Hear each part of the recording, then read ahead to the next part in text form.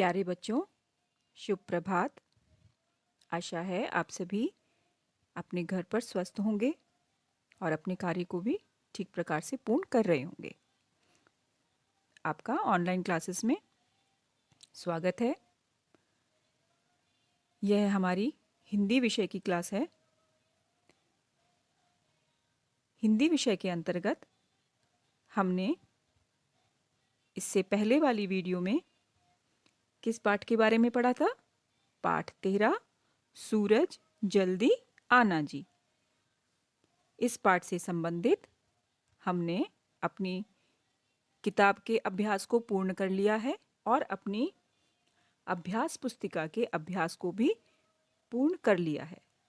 और मैं आशा करती हूँ आप सभी ने अपने इस कार्य को पूर्ण कर लिया होगा। जो भी कार्य आपको दिया गया है लिखने का और याद करने के लिए, आप सभी उस कार्य को समय से पूर्ण कर रहे होंगे, ऐसी मैं आशा करती हूँ, है ना? तो चलिए आज की वीडियो में हम कुछ और प्रश्न करेंगे और इन प्रश्नों को हम अपनी नोटबुक में करेंगे, अपनी कॉपी में करेंगे। तो चलिए शुरू करते हैं। पाठ 13, सूरज जल्दी आना जी।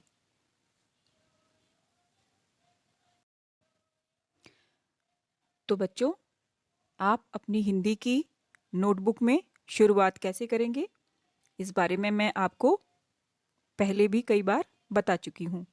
तो सबसे पहले क्या करेंगे, आप तारीख डालेंगे जिस तारीख को आप यह काम कर रहे हैं। ठीक है, आप तारीख यहाँ कॉर्नर में भी डाल सकते हैं और अगर आपकी नोटबुक में यहाँ तारीख के लिए स्पेस दिया गया है, जगह दी गई है, तो आप यहाँ भी तारीख लिख सकते हैं। तारीख लिखने के बाद आपको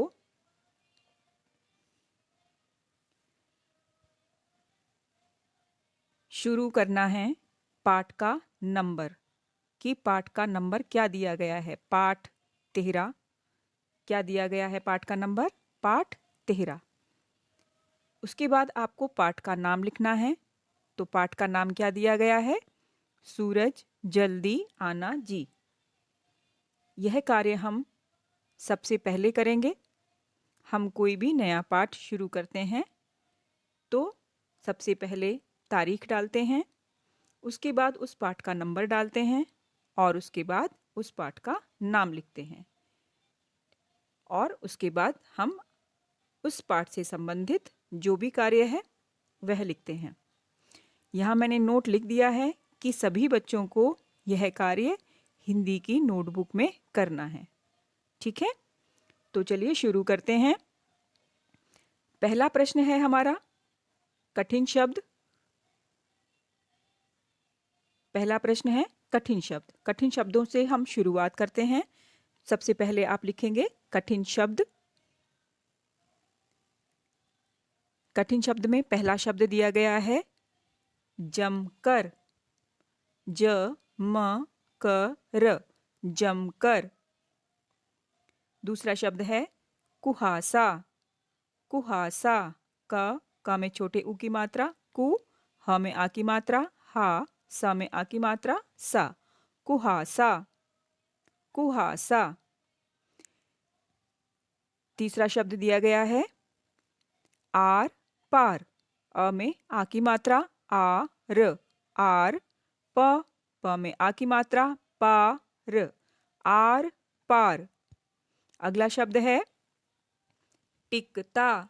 ट में छोटी ई की मात्रा, टी, क, त में आ की मात्रा, ता। टिकता। टिकता। आप सभी मेरे साथ इन शब्दों को दोहराएंगे। अगला शब्द दिया गया है जल्दी। ज आधा ल, द में बड़ी ई की मात्रा, दी। जल्दी। जल्दी। अगला शब्द है बारिश। ब में आ की मात्रा, बा, र में छोटी ई की मात्रा, री, श। बारिश। बारिश। अगला शब्द है दीवारें। द में बड़ी ई की मात्रा, दी, व में आ की मात्रा, वा, र में ए की मात्रा और अनुस्वार रे। दीवारें, दीवारें। अगला शब्द है दरवाजे। द, र, व में आ की मात्रा, वा, ज में ए की मात्रा, जे और ज के नीचे अनुस्वार लगाया है तो ज की आवाज बदल जाएगी। ज से क्या हो जाएगा? ज। तो क्या बोलेंगे इसको? जे। दरवाजे, दरवाजे। अगला शब्द दिया गया है छोड़ो। छ में ओ की मात्रा, छो, ड़ में ओ की मात्रा, ड़ो और ड के नीचे अनुस्वार तो ड की आवाज बदल जाएगी, अड़ हो जाएगा। तो क्या बोलेंगे इसे? छोड़ो, छोड़ो। अगला शब्द दिया गया है कटोरी। क, टा में ओ की मात्रा, टो, रा में बड़ी ई की मात्रा, री, कटोरी, कटोरी। लिखते समय आप शब्दों को बोलकर लिखेंगे और मात्राओं का विशेष ध्यान रखेंगे लिखते हुए। प्रश्न नंबर 2 दिया गया है शब्दार्थ। शब्दों के अर्थ लिखे गए हैं। पहला शब्द है कुहासा। क्या शब्द लिखा गया है? कुहासा। कुहासा का अर्थ क्या होता है? कोहरा। जैसा कि आजकल के मौसम में सुबह छाया रहता है। कुहासा, कुहासा का अर्थ क्या हुआ? कोहरा। दूसरा शब्द है टिकना। टिकना का अर्थ क्या होता है? रुकना, एक जगह ठहरना, रुकना। टिकना का अर्थ होता है रुकना। अगला शब्द दिया गया है बहाना। बहाना अर्थात बातें बनाना। बहाना मतलब बातें बनाना। अगला शब्द है भीगना। भीगना अर्थात, भीगना का अर्थ क्या होता है? गीला होना। भीगना का अर्थ है गीला होना। यहाँ हमारे शब्दार्थ पूरे हुए। प्रश्न नंबर 3 है प्रश्नों के सही विकल्प पर आपको राइट का निशान लगाना है। जो उत्तर सही है उस उत्तर के सामने आपको राइट का निशान लगाना है। ठीक है, तो चलिए शुरू करते हैं। प्रश्न नंबर 3। प्रश्न नंबर 3 का पहला प्रश्न है कविता में किसे जल्दी आने के लिए कहा गया है? कविता में किसे जल्दी आने के लिए कहा गया है? तो किसे कहा गया है जल्दी आने के लिए? कुहासे को या सूरज को? किसे कहा गया है? सूरज को, है ना? तो कविता में सूरज को जल्दी आने के लिए कहा गया है। तो आप किसके आगे राइट का निशान लगाएंगे? सूरज के सामने। अगला प्रश्न है सूरज से कैसी धूप लाने के लिए कहा गया है? सूरज से कैसी धूप लाने के लिए कहा गया है? तो कविता में कैसी धूप लाने के लिए कहा गया है सूरज से? एक कटोरी भरकर गोरी। कैसी धूप? गोरी। और यहाँ क्या ऑप्शन दिए गए हैं? काली या गोरी। तो आपको क्या लिखना है? सूरज से कैसी धूप लाने के लिए कहा गया है? गोरी, है ना? तो आप कहाँ निशान लगाएंगे राइट का?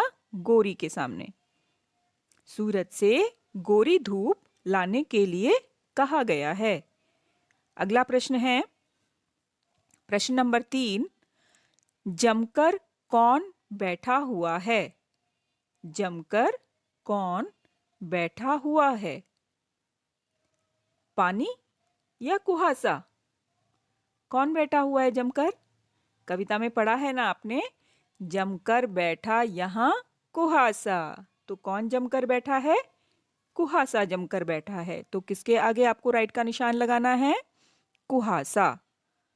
जमकर कौन बैठा हुआ है? कुहासा।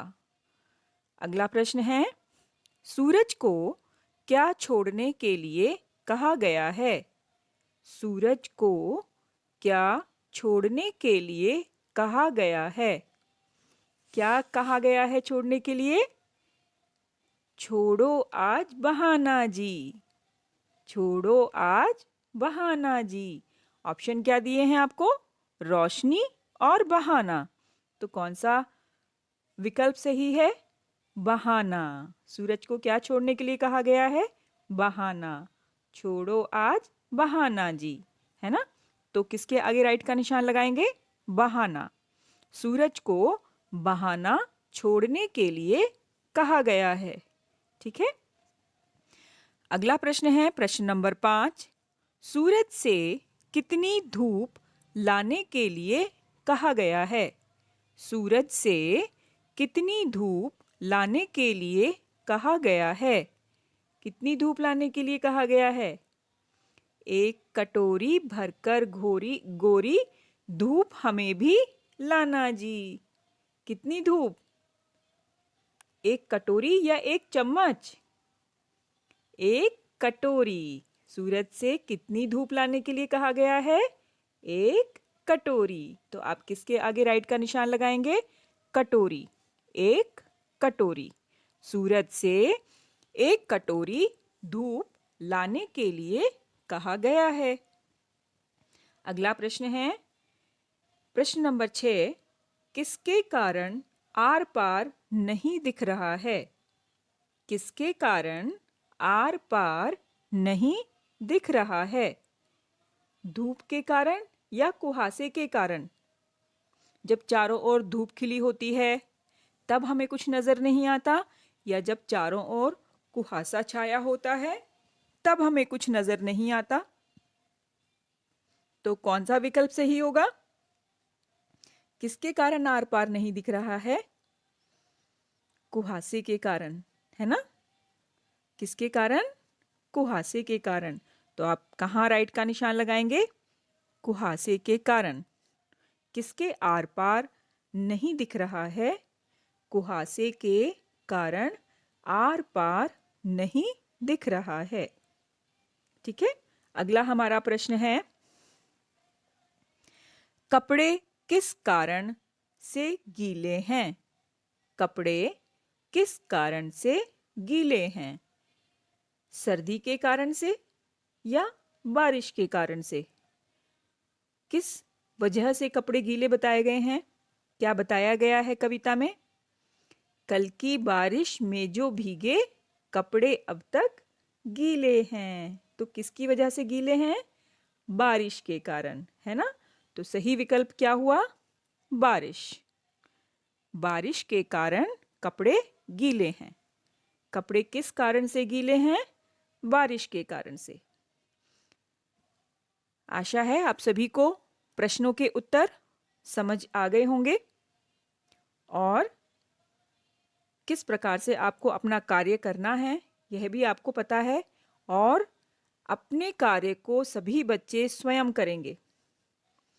कोई भी अपने कार्य को अपने माता पिता से नहीं कराएगा। अपने बड़े भाई, अपने बड़ी बहन से कोई भी बच्चा अपना कार्य नहीं कराएगा। सभी को अपना कार्य स्वयं करना है। अपने हाथ से लिखना है। कुछ समझ में नहीं आता है तो आप अपने पेरेंट्स की, अपने बड़े भाई बहन की सहायता ले सकते हैं केवल पूछने के लिए। अपना कार्य आप स्वयं करेंगे। कार्य करते हुए अपने लेख का ध्यान रखेंगे, मात्राओं का ध्यान रखेंगे और सभी शब्दों को बोलकर लिखेंगे। तो इस वीडियो में इतना ही। मिलते हैं अगली वीडियो में नए पाठ के साथ, नए उत्साह के साथ, नए जोश के साथ। तब तक के लिए धन्यवाद। साई राम।